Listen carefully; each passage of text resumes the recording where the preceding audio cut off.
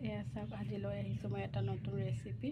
সেইটো হৈছে মাছৰ ৰেচিপি। মই আগতো যিহেতু দিছোঁ, কিন্তু এতিয়া মানে মই মাছে বেছি খোৱা হয়। দুটা পিঁয়াজ কেইফুটামান থেতেলিয়াই লৈছোঁ আৰু জলকীয়া লৈ লৈছোঁ।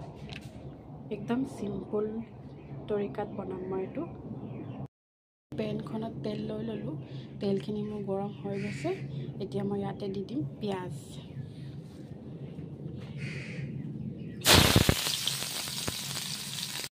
ইয়াতে দি দিছোঁ নহৰুখিনি আৰু জলকীয়া।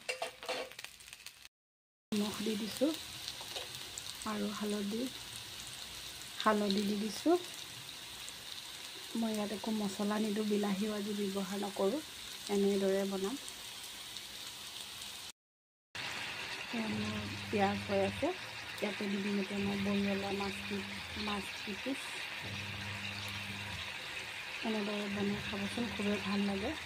আৰু আপোনাৰ মই ইয়াত মছলা একো ব্যৱহাৰ কৰা নাই, যিহেতু আমি মছলা একেবাৰে কম খাওঁ। কেতিয়াবা মছলা খালে একো নহয় বাৰু, আজিকালি বেছি মছলা খোৱাটো বেয়া।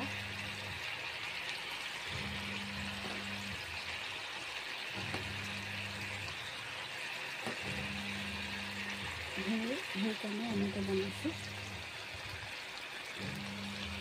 শৰীৰৰ কাৰণে বেয়া, যিহেতু মছলা নোখোৱাই ভাল। কেতিয়াবা খাইছে কৰিবলৈ কথা।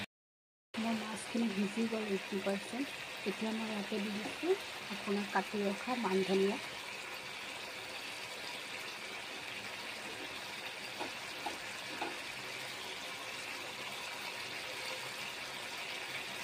যিহেতু মান ধনিয়াবিলাক খাই ভাল লাগে, সেইকাৰণে মান ধনিয়া দি দিছোঁ।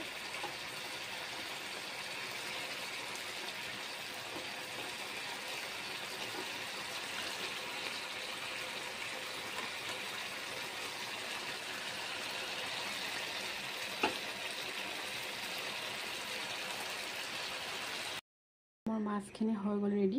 এতিয়া মই গেছটো বন্ধ কৰি দিলোঁ। এয়া চাওক ইমান ধুনীয়া হৈছে মাছখিনি। এনেদৰে বনাই খাবচোন, খুবেই ভাল লাগে। আজিলৈ ইমানতে সামৰিছোঁ, বাই।